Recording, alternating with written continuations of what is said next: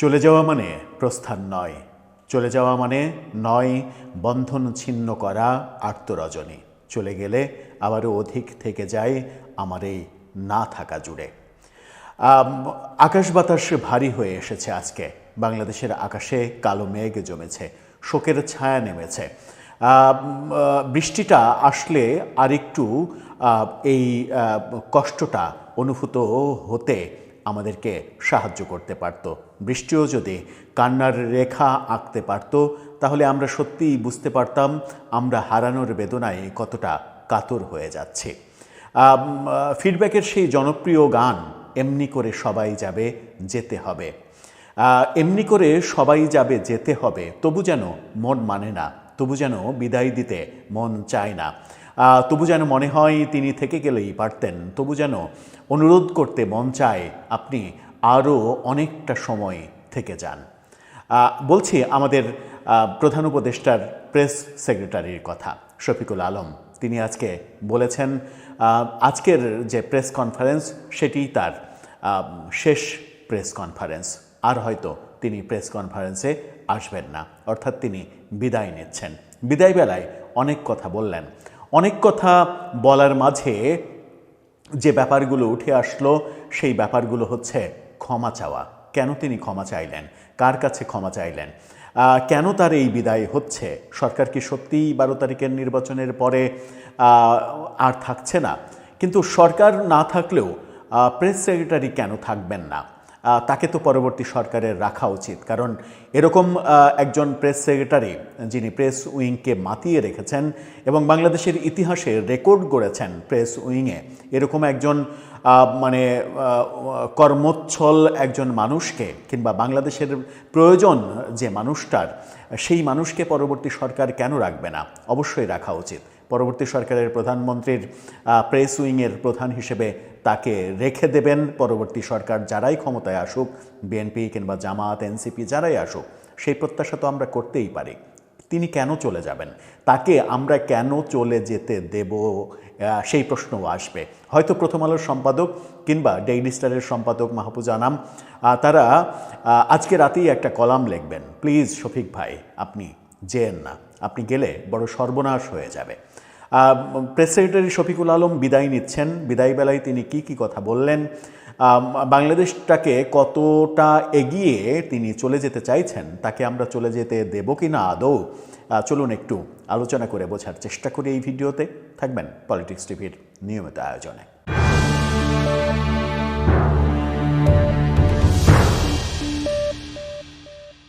দর্শক, বলছিলাম প্রধান উপদেষ্টার প্রেস সেক্রেটারি চলে যাচ্ছেন, তিনি বিদায় নিয়েছেন। আজকেই শেষ প্রেস কনফারেন্স তিনি করেছেন। আগামীকালকে ডেইলি স্টারে কিংবা প্রথম আলোতে আমরা কি কলাম দেখব, কিংবা বাংলাদেশের প্রতিটা পত্রিকার প্রথম পৃষ্ঠায় কালো ব্যাকগ্রাউন্ডে আমরা কি একটা শোকাতুর কলাম দেখব যে প্লিজ শফিক আপনি যাবেন না, প্লিজ আপনি থেকে যান? এরকম কলাম যদি পত্রিকাগুলো লিখতে পারে, লেখে, তাহলে আমার মনে হয় যে বাংলাদেশের এত বড় সম্পদকে আমাদের হারাতে হবে না। কি বলছেন তিনি? তিনি যেটা বলছেন তাকে নিয়ে একাধিক ফটোকার্ড সামাজিক যোগাযোগ মাধ্যমে বেশ আলোচনার জন্ম দিচ্ছে। বাংলা ট্রিবিউনের এই ফটোকার্ডটা দেখলেই আপনারা বুঝতে পারবেন।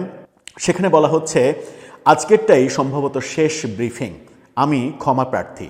যদি আমার আচরণে আপনারা কেউ ব্যথিত হয়ে থাকেন, একদম হৃদয়ের অন্তঃস্থল থেকে বলছি আমি আপনাদের কাছে সরি।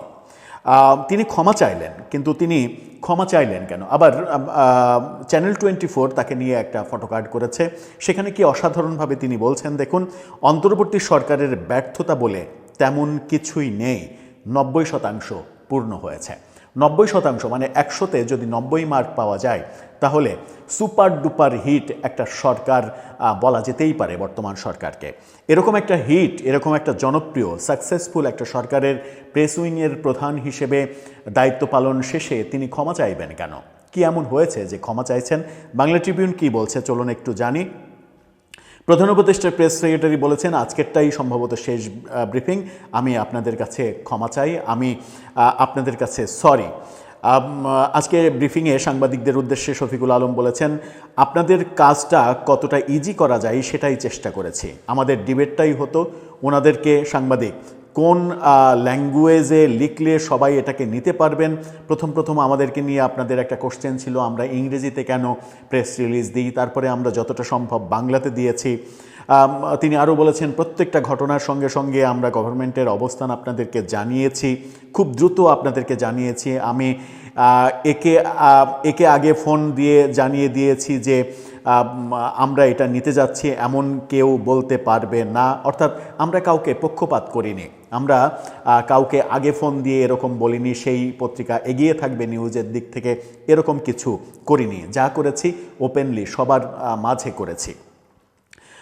উপপ্রেস সচিব আজাদ মজুমদার বলেছেন, ধন্যবাদ আপনাদেরকে, বিশেষ করে আপনারা সবাই সহযোগিতা করেছেন। আমরা কি করেছি সেটা বলেছি, পার্টিকুলারলি আপনাদের দিক থেকেও আমরা বেশ সহযোগিতা পেয়েছি। সিনিয়র প্রেস সচিব ফয়েজ আহমেদ বলেছেন, আজাদ ভাই ও শফিক ভাই আমার থেকে প্রেস উইংয়ের সিনিয়র, আমি অনেক পরে জয়েন করেছি। আমি প্রেস উইংয়ে প্রায় 13 মাসের মতো কাজ করেছি। আমি জয়েন করার পর থেকে আমার জায়গা থেকে চেষ্টা করেছি, যেহেতু ওনাদের তুলনায় আপনাদের সঙ্গে আমি একটু বেশি ক্লোজ, মাঠে ঘাটে বেশি দেখা হওয়ার কারণে আমি আপনাদের কানেক্টিভিটিটা প্রেস উইংয়ের সঙ্গে আরও স্ট্রং করার চেষ্টা করেছি। শফিকুল আলম বলেন, আমরা আশা করব নেক্সট যিনি প্রেস সেক্রেটারি বা প্রেস উইংয়ে আসবেন যারা, আপনাদের কাছ থেকে আমাদের কাছ থেকে যা পেয়েছেন তার 1 ইঞ্চিও কম নেবেন না। যারা পরবর্তীতে আসবেন আমাদের কাছ থেকে যে অসাধারণ ব্যাপারগুলো পেয়েছেন তার 1 ইঞ্চিও আপনারা কম নেবেন না তাদের কাছ থেকে। এই ধারাটা যেন বজায় থাকে। News should be open for everyone. প্রজাতন্ত্র কী কাজ করছে, সরকার প্রধান কী কাজ করছে, এটা জানার অধিকার সবার রয়েছে, আপনার আমার সবার রয়েছে। আপনার দায়িত্ব হচ্ছে এই নিউজটাকে জনগণের কাছে নিয়ে যাওয়া, আর আমাদের দায়িত্ব হচ্ছে আপনাদের কাছ থেকে সবসময় এসে এই নিউজটা দেওয়া। এবং তিনি বলেছেন যে আমি শেষবেলায় ক্ষমা চাই, আমি অন্তরের অন্তঃস্থল থেকে ক্ষমা চাই, যদি কোনো ভুল করে থাকি আমি এক্সট্রিমলি সরি, এই কথা বলেছেন। আমার মনে হয় না যে আমাদের প্রধান উপদেষ্টার প্রেস সেক্রেটারি কোনো ভুল করেছেন। যেমন তিনি বলেছেন, সরকার প্রসঙ্গে বলেছেন যে এই সরকারের কোনো ব্যর্থতা তিনি দেখেন না, 90% তাদের উদ্দেশ্য সফল হয়েছে, অর্থাৎ 90% কাজ তারা করে ফেলেছেন। তার মানে সুপারহিট একটা সরকার আমরা দেখেছি। প্রধান উপদেষ্টার প্রেস সেক্রেটারির সরি হওয়ার কোনো কারণ নেই, কারণ আমরা গত 1.5 বছরে দেখেছি যে কোনো উপদেষ্টাকে প্রশ্ন করার কারণে কোনো সাংবাদিকের কিংবা 3টা টেলিভিশন চ্যানেলের 3 জন সাংবাদিকের চাকরি চলে যায়নি। এটা আমরা দেখেছি। প্রথম আলো এবং ডেইলি স্টার সেই ভবনের কাছে কেউ যায়নি, সেখানে আগুন জ্বলেনি।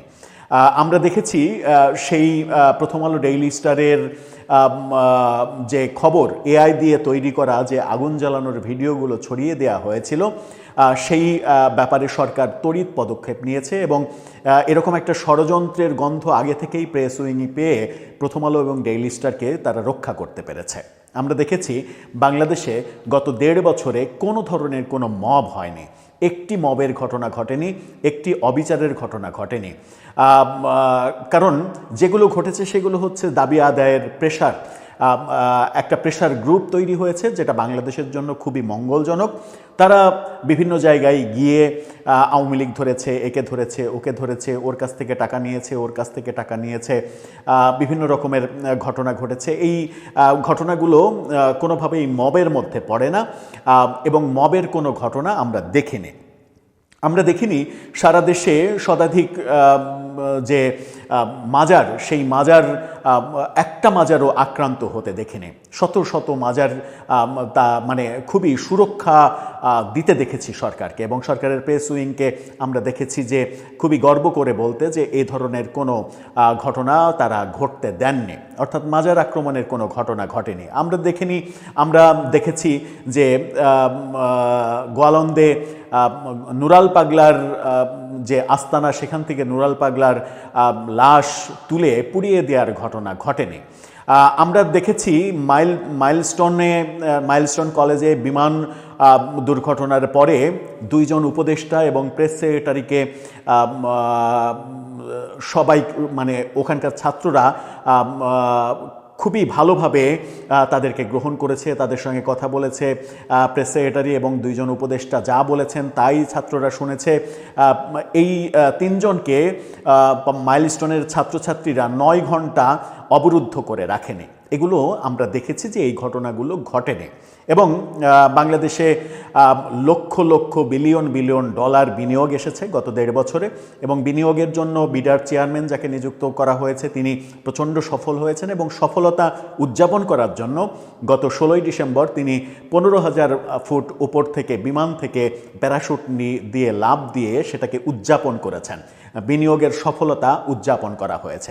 আমরা দেখেছি যে আমাদের চট্টগ্রাম বন্দর বিদেশিদের কাছে তুলে দেওয়ার কোনো ধরনের কোনো উদ্যোগ নেওয়া হয়নি যেগুলো বাংলাদেশের স্বার্থ বিরোধী হতে পারে। আমরা দেখেছি আমেরিকার নামে জাতিসংঘকে, মানে জাতিসংঘের নামে আমেরিকাকে করিডোর দেওয়ার কোনো ধরনের কোনো চেষ্টা করেনি এই সরকার, কিংবা সেই চেষ্টাকে মানে কি বলবো জাস্টিফাই করার চেষ্টা বাংলাদেশের প্রেস উইং থেকে করা হয়নি। আমরা দেখেছি যে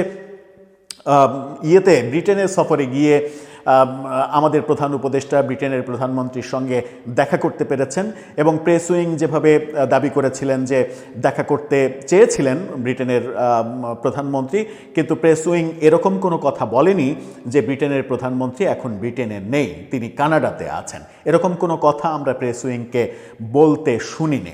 আমরা প্রেস উইংকে কোনোভাবেই ভাবে বলতে শুনিনি, এরকম কথা বলতে শুনিনি যে যারা মব করে তারাই সরকারের বিরুদ্ধে মব করছে। এই ধরনের কোনো কথা প্রেস উইং থেকে আমরা বলতে শুনিনি।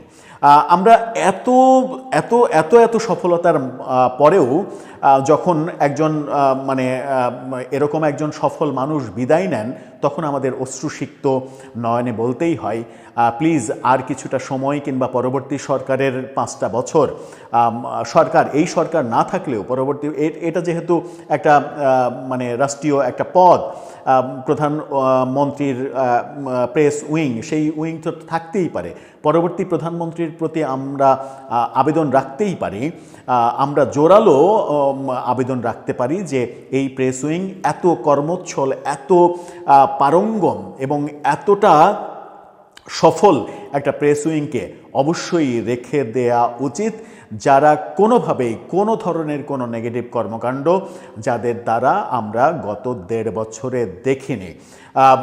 তারা প্রতিটা কাজ বাংলাদেশের স্বার্থে করেছেন, প্রতিটা কাজ বাংলাদেশের মানুষের পালস বুঝে করেছেন, এবং বাংলাদেশে গত 24-এর 5 আগস্ট একটা ফ্যাসিস্ট সরকারকে তাড়িয়ে দেওয়ার পরে যে বাংলাদেশ, যে নতুন রাজনৈতিক বন্দোবস্ত আমরা চেয়েছিলাম কিংবা আমাদের দেওয়ার প্রতিশ্রুতি করা হয়েছিল, সেই নতুন বন্দোবস্ত গড়তে গত 1.5 বছরে যতগুলো পদক্ষেপ, সেই পদক্ষেপগুলো আমাদের সামনে তুলে ধরা হয়েছে প্রতিনিয়ত, এবং এই তুলে ধরার মাধ্যমে আমরা একটা স্বপ্নের জগতে প্রবেশ করেছি। সেই স্বপ্নের জগতের ঘোরের মধ্যেই আমরা থাকতে চাই। সেই ঘোর কেটে গেলে হয়তো আমাদের অন্য কিছু দেখতে হবে, অন্য কিছু আমরা দেখতে চাই না, ঘোরের মধ্যে থেকেই দেখতে চাই। এবং প্রথম আলো ডেইলি স্টার সম্পাদকের প্রতি আমরা আবেদন রাখতেই পারি, বিনীত আবেদন রাখতেই পারি যে আগামীকালকের পত্রিকায় একটা সম্পাদকীয় তারা লিখবেন যে পরবর্তী সরকারের প্রধানমন্ত্রী যেন এই প্রেস উইংকে তাদের কাজে কন্টিনিউ করেন, কারণ এরকম একটা সফল প্রেস উইং আমরা দেখিনি, যারা কিনা প্রথম আলো এবং ডেইলি স্টারের মতো এত বড় দুইটা প্রতিষ্ঠানকে আক্রান্ত হতে দেয়নি, কিংবা তারা সাংবাদিক হয়েও প্রথম আলো এবং ডেইলি স্টারের বিরুদ্ধে যারা কর্মকাণ্ড করেছে তাদের বিরুদ্ধে শক্ত অবস্থান নিয়েছেন। দর্শক, আপনার মতামত এ ব্যাপারে জানিয়ে লিখতে পারেন আমাদের কমেন্ট বক্সে।